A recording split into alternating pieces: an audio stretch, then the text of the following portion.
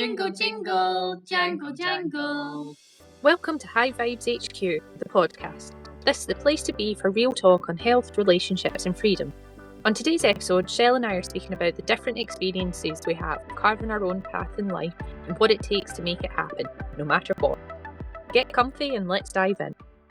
Okay, so Steph, when we first met, Oh dear. and we were friends, besties, we spoke about our dreams and desires individually, never really thinking that anything would come of it. No. And it was funny to have found someone who had the same thoughts. They were very different, also very similar. Kind of like weaving, wasn't it? Weaving everything together and oh, you want to go to New Zealand? I've always wanted to go to New Zealand, and we've just spent 12 months there. Getting to go see friends and family in Australia. Never thought that would be a thing. Yeah. You know, sat in the middle of Poland right now. Autumn has come. I am platin hat, so autumn is on its way. Platin hat indeed. And when I'm thinking about those conversations that we had and carving our own path and not really following the general guidelines of life, what do you think about that when people say about what you should do? You know, the kind of old school way of things of meet, get engaged, get married, have a kid, have a home. We want all that. Not disputing that for a second. We're just carving our own path. Kind of like when we were in New Zealand and we were wood carving. Yes. You have to, you get to plan it out little by little and then carve it little by little. Not all the way through, like some people did. Yes. So you could go too hard and break it. You can overthink it. That's like overthinking, isn't it? And then you just go smashing through it, totally mess it all up, cry to the guy that you want a new bit of wood to carve a coaster. And whereas I'm nice and gently and slowly kind of thinking it through. This is why I'm the analytical one. Yeah. I think about it. Yeah. So logical and precise and patient. I think that's the thing that is really important. And for us in our relationship in particular, practicing patience with each other, with other people, with situations. And that's why I like my loopholes. Because there's normally a loophole in every situation I think of. So we've been told to write a book about all our adventures and also some of the, I will say loopholes. You know, if anyone's going to find a way, it will be Steph. Yeah. And that's what we really want to speak about today, of thinking about times where you may have found that it's really difficult and hard and that it can't be done and there's no way out, and actually stopping and pausing. And we've got some really great stories. So what's one that comes to mind straight away for you? Quite a few. Probably the main one being getting married means 2 brides, 2 dresses, double the money, double the fun. Yeah, we had 2 cakes, 2 brides, 2 cakes. The alterations, for example. Anyone that's ever got married or looked into getting things done properly, because again, there's a way to it, and you know, we wanted to make sure that our dresses were handled with care and done properly. And it was X amount per dress, and we thought, holy smokes, we needed £600 to have our dresses tip-top exactly as we wanted them. And back in the day when the world got turned upside down, I started making woolly hats and things because Shell had it sitting there, and I was like, how do you work this?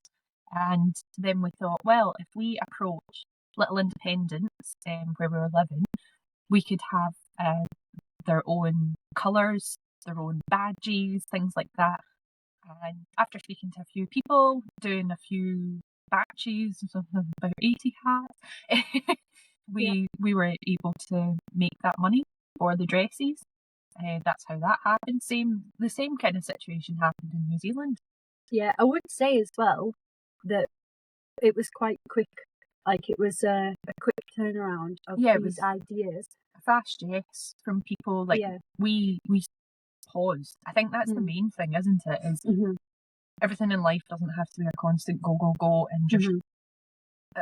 I do say roll with the punches, in the sense of I like having plans A to Z 3 times over, so that I'm prepared for things, and so that, you know, if we can't find a spot to park up where we thought, then we've got other options. Going to just gently butt in there.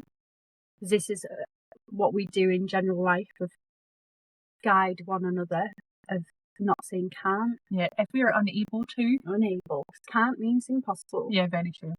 If we, unless we park Rennie on top of someone's car, then we could. At moments it is slightly impossible. We've got extendable legs, Pogo gadget wheels, just monster truck on top of someone else's car. Don't think that would go down. We haven't done that yet. If we do need off-roading wheels, then the roads are funny. So yeah, like we thought about it and took a pause and figured out how we could make it happen, rather than, like you say, having a panic and going impossible. Yeah. And it kind of brought us back onto our own track of how we could do it. And like I say, the same thing happened in New Zealand. We were thinking rent was extortionate, you know, price of supermarkets for food shopping was really expensive, things like that. We were finding ways round everything. And then we spoke to someone about our woolly wonders, like our hats and gloves and headbands and things like that. Fingerless gloves. Yeah. Next thing I turn around, the dog's got a jumper, you name it. Yeah, that has happened. I'll just say, this side hustle started in lockdown officially, and it was called Simply Hats. Yeah. And then, because would you believe it was just a beanie at first, and then this is the evolution and the beauty of creativity. And next minute I turn around, Steph's making all these woolly wonders. We said, well, we're going to need to change the name. We get to change the name, so it's now Simply Hats Plus. Yeah, going back to New Zealand with the side hustle as well, we wanted to do markets, didn't we? Oh yeah. And that's the thing that a lot of people say in life, focus on one thing, and I have always had many different things. And that's the thing with passions. You may like dance, you may like music, you may like writing or reading. So it's all these different things that you get to bring together. So some people have said to us, oh, you've got too many things on your plate. And it's the integration, because we haven't actually had a TV in a very, very long time, years. And on a night, or if you're listening to an audiobook, that's when we can sit and make these hats. Yeah. And before you know it, you've got an array of hats, an Etsy shop, and also you're in New Zealand at these markets where you meet so many beautiful people. Yeah. Even people in Melbourne were buying our woolly wonders. So, you know, it's just amazing to see what you can do. And we met some doTERRA families at the markets, which was really interesting. And the main story is about the retail shop up our ski mountain. So do you want to take that away? Yeah, so that was what we were saying of, I came in one day with one of our woolly headbands on, and someone said, that looks amazing. Where did you get that? And we made it. And next minute, the team were putting orders in, which was really cool. So you saw people kicking about with like ponytail hats, twisted headbands, fisherman hats, beanies with baubles. Logo on. Our little sheep. Yeah. So yeah, like it was really interesting, and we just, Shell grabbed the bull by the horns and said, I'm going to go speak to the retail shop. Don't ask, don't get. Yeah. What's the worst that they can say? No. She went in and said, what do you think to these? Here's, samples of what we make and what we sell. Yeah. And they turned around and said, we will happily stock those in the shop. And depending on how sales have gone, there might be none left up the mountain. Yeah. And it was, again, an instant cash injection. And the main thing for me was it was something fun to do. I didn't feel like a chore. It was something that we enjoy sitting and doing, like you say, just kind of winding down and relaxing and just chilling, making stuff. Yeah. We make them for friends and family, kind of year in, year out. And yeah, just anything's possible if you kind of put your mind to it. Yeah. And that's why we're saying that you don't have to fit into this pre-carved path. You can take the leg off to the side or whatever and just find your way, because we even thought that New Zealand wasn't going to happen because of the age limits and everything like that. And out of nowhere that got extended, which then meant that we could go. And it feels like generally everywhere that we go, we've timed it to a T unintentionally, or we've made these decisions because we've just paused and said, do you want to go here? No, I think we should do that another time. And then next minute it's on the news that something's happened or that it's probably like a road's been closed and we would have been stuck somewhere. Yeah, in the snow. That's I would say it's not unintentional. It's really tuning into our intuition of what do we want to do and not giving ourselves restrictions on time or anything like that, and then deciding together what is the plan. And that means being open together as well of plan A to Z. Yep, 3 times over. Exactly, which I wasn't used to at first, especially for being happy by myself and travelling by myself for ages. I'll come back to the visas and things to New Zealand now, and I'll just round off with the shop, because I think it's so important to really have that reminder of you can do anything when you're willing to put yourself out there and to follow it through. So there was criteria, and in life there are criteria and tick boxes that must be done, a mandatory thing. And one of the things was about paying the tax in New Zealand, and you get to be a New Zealand resident, which we are not. So the loophole and the fun thing around that was there was already a really cool snowboarder who had funky hats in the shop, and he had his business set up. And I framed it really well, and I said to him, I'd love to have a discussion about us going through your business for selling these in the shop. Now, thinking of it, he could have said no, because we could be taking sales away from his hats, even though ours were very different. So it's how you frame it, you tone your attitude, your energy, and really engaging somebody. And he was so humble and so great, which is beautiful, because in life it's about collaboration, sharing resources, sharing happiness. And so that was amazing to have a cheerleader who said yes straight away, supported us, and then we had them in the shop.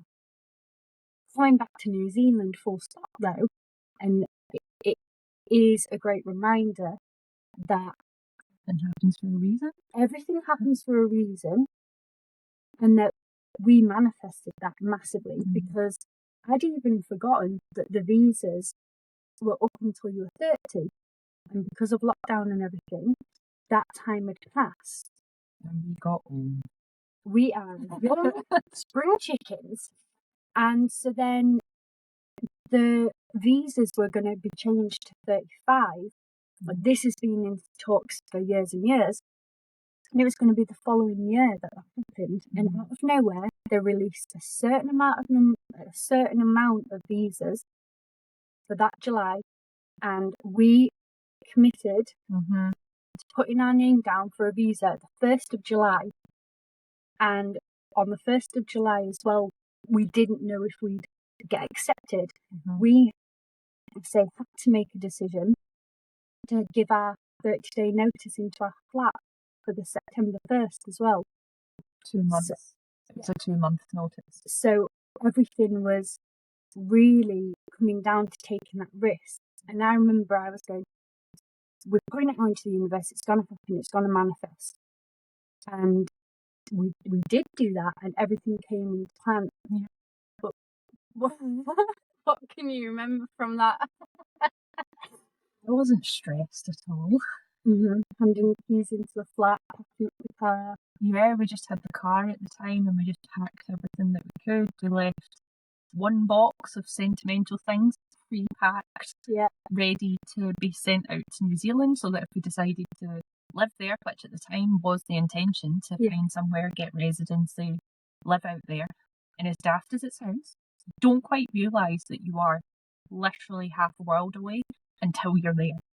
And you think, wow, you know, can't just say to someone, do you want to hop a flight and come see us? Or we can't just say, yeah, we'll come home for that event or whatever, you know, it's 2 days of travelling and things like that. So yeah, it was a lot at the time, thinking back, whereas now looking at it, again, everything fell into place. We looked after ourselves and each other and just allowed that kind of space for everything to just fall together like a deck of cards. Yeah, and the thing is, it really came down to our ways of being and setting our intentions and the purpose. So you, in particular, got to be bold, confident.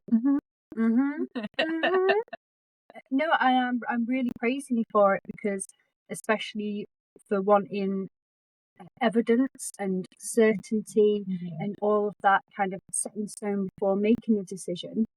Look at what you've achieved, and that really is about carving your own path. And so for you listening today, anything that you may have put on hold or anything that you've stopped doing that gives you that joy, even if it's colouring in a book or, you know, going on a bike ride, knitting a hat, do it, do more of it, do more of what makes you happy, and enjoy carving your own path and living it as well, not just saying it and having these ideas, actually living your vision. And being Thanks for listening myself to and today's neutral episode. to What's something you're whatever going to start doing response it today? was. So Read a then book, colour in, second knit question a to hat. that, I'd love you Comment to below with answer what is you're stopping putting off, your especially something that brings you joy, perspective and we're of excited to that see what you'll moment create. and how then we navigated it as a couple. So Can't look, stop it. fear, one of my main things in life is I love stability. You know, working, you know, however many hours a week I worked equaled how much I knew I was bringing bacon home, or faking, whatever. So yeah, like it was that fear of lack of stability